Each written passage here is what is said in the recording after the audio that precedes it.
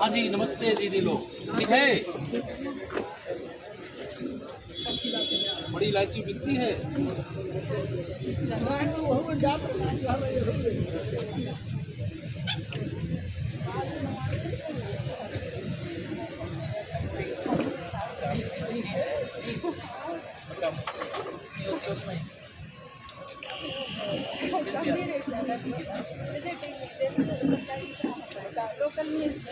Normally कुछ तो ऐसा महीने में 5,000, 2,000, 10,000 कितना बचता है?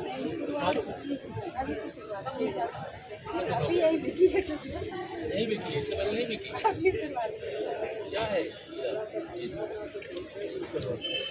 तो सजा के रखना महत्वपूर्ण नहीं होता, ठीक से हो।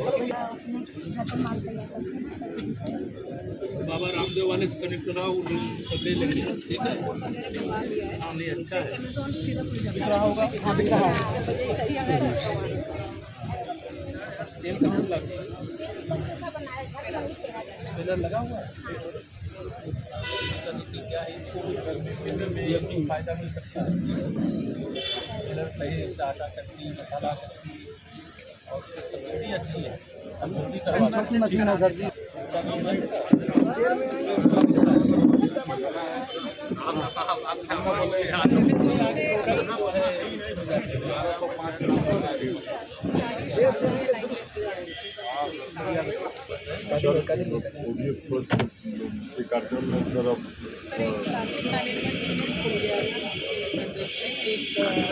मंडल का पहला जिला में खोल गया है, बाकी अन्य तहसीलों में भी खोलने जा रहे हैं और उसका फॉरवर्ड लिंकेज भी हो गया है अपने।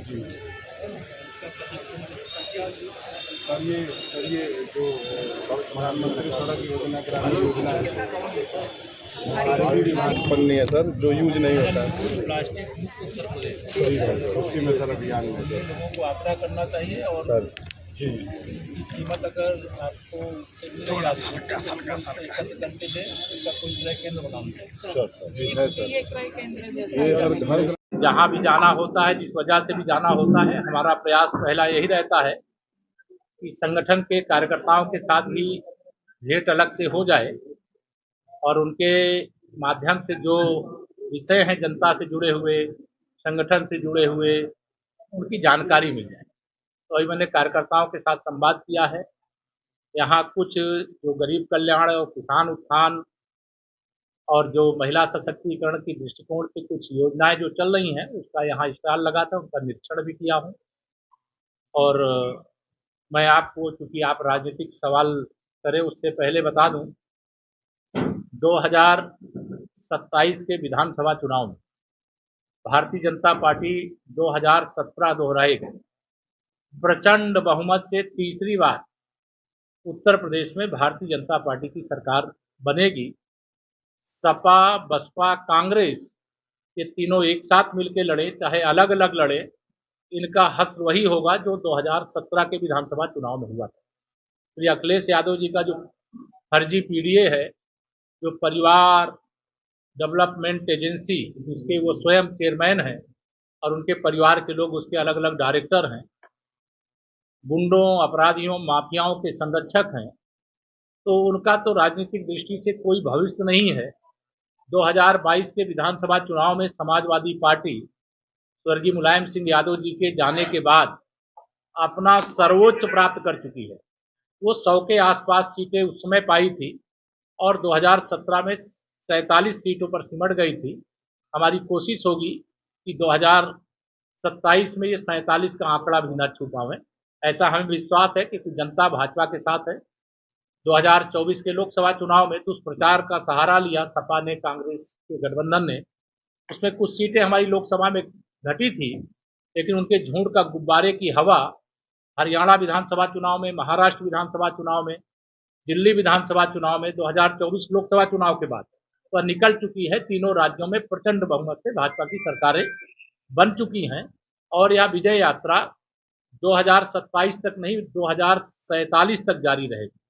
सपा, बसपा, कांग्रेस के लिए सत्ता के दरवाजे देश और प्रदेश में 2047 तक बंद हैं। जब तक भारत विकसित नहीं हो जाएगा, जब तक भारत आर्थिक महाशक्ति नहीं बन जाएगा, सामरिक महाशक्ति हम बन चुके हैं, ऑपरेशन सिंदूर के माध्यम से दिखा दिए हैं। सभी क्षेत्रों में भारत नेतृत्व नहीं अपना स्थापित कर देगा तब तक भाजपा के कमल की जरूरत है, और जनता कमल के बटन को दबा करके गरीबों के सशक्तिकरण के लिए, महिलाओं के सशक्तिकरण के लिए, युवाओं के उज्जवल भविष्य के लिए लगातार अपना समर्थन दे रही है। हम जनता का धन्यवाद करते हैं और अपने भाजपा के एक एक कार्यकर्ता का, जिनके बूते हम चुनाव जीतते हैं, जिनके बल पर हमने चुनाव पहले भी जीता है और आगे भी जीतेंगे, उन कार्यकर्ताओं की सामर्थ्य पर हमें पूरा भरोसा है और बहुत बड़ी विजय 2027 में भारतीय जनता पार्टी प्राप्त करेगी। सर, पहला सवाल, भारतीय जनता पार्टी भ्रष्टाचार के प्रति जीरो टॉलरेंस नीति की बात करती है, वहीं गोंडा के लेखा विभाग में तैनात अनुपम पांडे, जिस पर भ्रष्टाचार के कई सारे आरोप आप ही के पार्टी के विधायक और कई सारे नेताओं के द्वारा लगाए गए, लेकिन अभी तक कोई कार्रवाई नहीं हुई। क्या नीति का रसूख भारतीय जनता पार्टी की नीति से बड़ा है? देखिए, कोई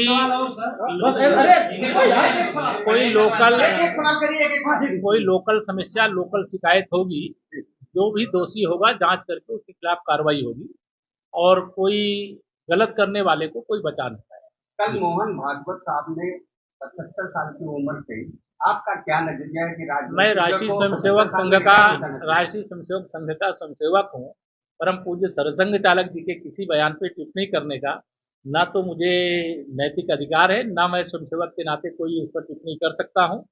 लेकिन यह जरूर बता दूं कि माननीय प्रधानमंत्री नरेंद्र मोदी जी के नेतृत्व में भारतीय जनता पार्टी की विजय यात्रा जारी रहेगी।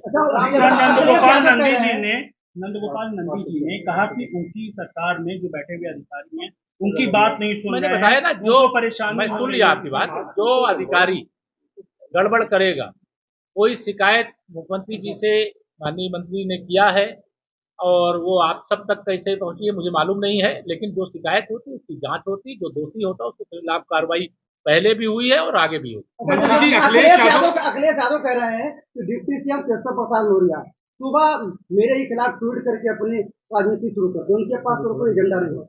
श्री अखिलेश यादव जी को मुझसे बहुत डर लगा करता है। उनको लगा करता है कि ओबीसी के नाम पे, मैं तो उत्तर प्रदेश के 25 करोड़ जनता का सेवक हूँ, उप मुख्यमंत्री के रूप में लगातार 8 वर्ष पूरा करके 9वां वर्ष चल रहा है, लेकिन उनको फर्जी पीडीए की बात तो करते हैं, लेकिन पिछड़े वर्ग का कोई नेता उनको बर्दाश्त नहीं होता। मैं एक गरीब के घर में पैदा हुआ हूँ, किसान के घर में पैदा हुआ हूँ, एक पिछड़ी जाति के एक सामान्य कार्यकर्ता के रूप में मैं यहाँ तक की यात्रा किया हूँ। तो श्री अखिलेश यादव जी अहंकारी स्वभाव के हैं, और जब इतिहास के पन्ने खोलेंगे और उनकी भाषा को सुनेंगे तो आपको ध्यान में आएगा कि उनकी मतलब कितनी निम्न स्तरीय भाषा रहती है। हमारा अधिकार है, कोई राजनीतिक दल हमारा प्रतिद्वंदी है और उसके कारनामों को उजागर करना ये हमारी जिम्मेदारी है, और वो हम उजागर करते रहेंगे। श्री अखिलेश यादव जी की फर्जी पीडीए की हवा निकल चुकी है और 2027 में वह अपनी सैफई जाने की तैयारी। अखिलेश यादव पे जो कार्रवाई हुई है उसमें विरोधी पार्टियां कह रही हैं कि कांग्रेस का बीजेपी का फेल्योर है, इतना बड़ा साम्राज्य खड़ा कर दिया उसने सांगू बाबा ने। चलिए, इतना ही कहा है ना उन्होंने, ये तो नहीं कहा है कि कार्रवाई गलत की गई है। तो इंटेलिजेंस फेल मानते हैं आप? नहीं, अगर इंटेलिजेंस अगर फेल होता तो जानकारी हो जाती है। देखिए, अगर पुलिस ने कहीं लापरवाही की, उनको जानकारी करने में देरी लगी, लेकिन देर आए दुरुस्त है, अपराधी पकड़ा गया, कार्रवाई हो रही है, इतनी बड़ी कार्रवाई हो रही है कि जिससे पूरा प्रदेश ही नहीं पूरा देश अवगत हो गया है।